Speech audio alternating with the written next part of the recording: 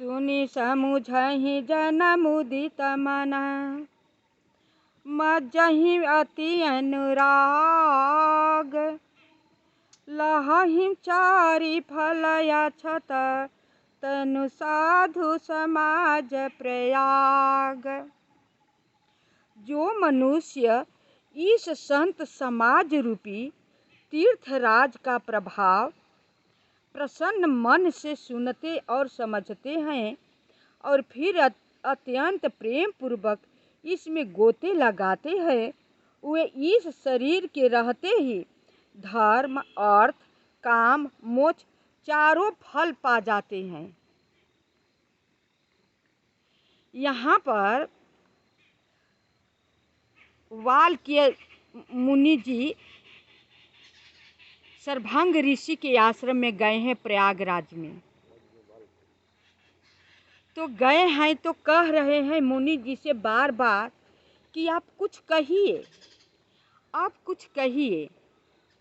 मुनि जी कहते हैं, सर्वांग मुनि जी, कि क्या हम कहें, आप तो सब कुछ गाथा गाते हैं, आप वो चीज़ जानते हैं कि शायद हम नहीं जानते हैं। हाँ, ये बात ज़रूर है कि आप मुझसे राम कथा कहवाना चाहते हैं, यानी सुनना चाहते हैं, आप मेरे मुख से सुनना चाहते हैं। तो कहते हैं भारद्वाज जी प्रयागराज में हैं। हम लोग जब जाते हैं तब उनका दर्शन करने के लिए जाते हैं। जब प्रभु श्री राम जी चित्रकूट जाते समय गए प्रयाग में, त्रिवेणी में स्नान करके भारद्वाज मुनि के दर्शन करके ही चित्रकूट में पहुँचे। फिर भरत जी जब गए तो भारद्वाज मुनि के आश्रम में ही टिके। तब दूसरे दिन त्रिवेणी में स्नान करके चित्रकूट पहुँचे। वही भारद्वाज मुनि, आप भी कभी प्रयाग गए होंगे तो अवश्य देखे होंगे। बहुत अच्छा चीज़ है, बहुत ऋषि मुनि लोग वहाँ पर हैं, देखने योग्य है। मैं अपने मुख से कितना वर्णन करूँगी। देखने योग्य है, दर्शन करने योग्य है। नहीं गए होंगे तो अवश्य जाइएगा। तो उन्हीं भारद्वाज जी प्रयाग का वर्णन करके मुनि जी को सुना रहे हैं। मज्जन फल पेखिय तत्काला, का कहोहि पिकबक उमराला। सुनिया अचरज करे जनि कोई, संत संगति महिमा नहीं गोई। इस तीर्थराज में स्नान का फल तत्काल ऐसा देखने में आता है, कह रहे हैं। हर जगह संगम आपको मिलेगा, दो नदियों का मिलन होता है संगम।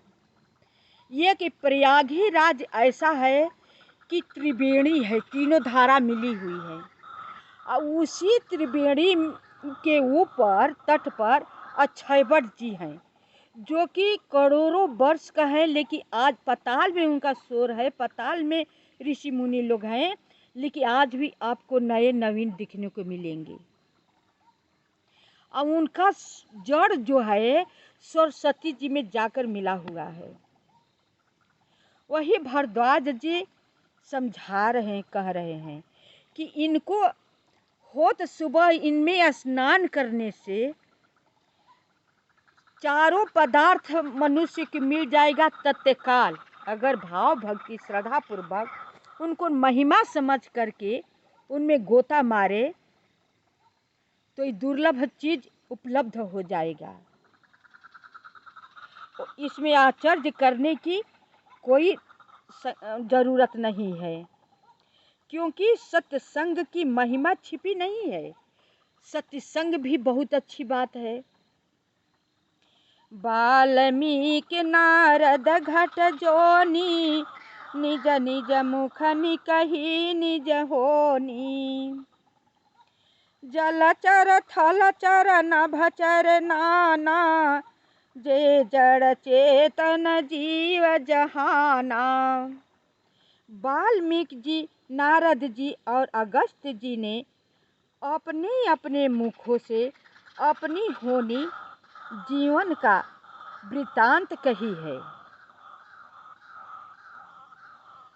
जल में रहने वाले, जमीन पर चलने वाले और आकाश में उड़ने विचरने वाले नाना प्रकार के जड़ चेतन जितने जीव इस जगत में हैं, मति की रति गति भूति भलाई, जब जेहि जतन जहाँ जेहि पाई, सो जानब सतसंग प्रभाऊ, लोकहु वेदनया न उपाऊ। उनमें से जिसने जिस समय जहाँ कहीं भी जिस किसी यत्न से बुद्धि कीर्ति सद्गति विभूति ऐश्वर्य और भलाई पाई है, सो सब सत्य संग का ही प्रभाव समझना चाहिए। वेदों में और लोकों में इनकी प्राप्ति दूसरा कोई उपाय नहीं है। सत्य संग का इतना बड़ा प्रभाव है। बिनु सत्संग विवेक न होई, राम कृपा बिनु सुलभ न सोई। सत्संगत मुद मंगल मूला, सोई फल सिद्धि सब साधन फूला। सत्य संग के बिना विवेक नहीं होता और श्री राम जी की कृपा के बिना वह सत्य संग सह जग में है और मिलती नहीं। वो राम जी की कृपा के बिना नहीं मिलेगी जो कि हर जगह में है। राम जी की कृपा होगी तभी आपको सत्य संग करने को मिलेगा। कोई बाजार का सौदा नहीं है कि आपके पास पैसा बहुत है, जब चाहेंगे तब खरीद लाएंगे। सत्य संगति आनंद और कल्याण की जड़ है। सत्संग की सिद्धि प्राप्ति यही फल है और सब साधन तो फूल है। सठ सुधरहि सतसंगति पाई, पारस परस कुधात सुहाई।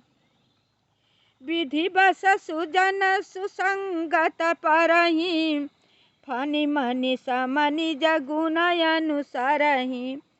दुष्ट भी संत संगति से पाकर सुधर जाते हैं, जैसे पारस की स्पर्श से लोहा सुहावना हो जाता है। गोस्वामी तुलसीदास जी कितना अच्छा से समझा रहे हैं। बहुत आप दुष्ट हैं, अच्छे सज्जन की संगति मिल गई ना, सुधर जाएगी। जैसे कि पारस होता है, लोहा के स्पर्श होते ही वो भी सोना हो जाता है।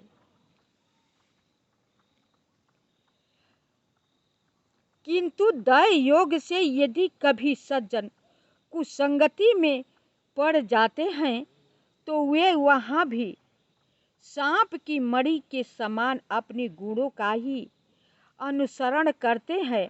अर्थात जिस प्रकार सांप का संसर्ग पाकर भी सहज गुण प्रकाश को नहीं छोड़ती, उसी प्रकार साधु पुरुष दुष्टों के संग में रहकर भी दूसरों को प्रकाश ही देते हैं।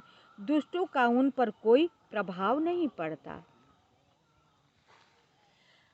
दुष्ट तो साधु लोग के संगत में पड़ के सुधर जाएंगे, लेकिन सज्जन लोग दुष्ट के संगति में ऐसे बिगड़ेंगे ना, ऐसे बिगड़ेंगे जैसे सांप अपना केचुली से माता हुआ केचुल छोड़ता है लेकिन अपना प्रभाव नहीं छोड़ता है, उसी तरह दुष्ट है, अपना छाप नहीं छोड़ेगा। धीरे धीरे आप में उसकी दुष्टता हो ही जाएगी। बंदउ संत समान चित, हितयन हित नहीं को। अंजलिगत शुभ सुमन जिमि, सम सुगंध को दो। मैं मैं संतों को प्रणाम करता हूँ, जिनके चित्त में समता है, जिनका न कोई मित्र है और न शत्रु। जैसे अंजलि में रखे हुए सुंदर फूल, जिस हाथ ने फूलों को तोड़ा और जिसने उनको रखा, उन दोनों ही हाथों को समान रूप से सुगंधित करते हैं, वैसे ही संत शत्रु और मित्र दोनों का ही समान रूप से कल्याण करते हैं।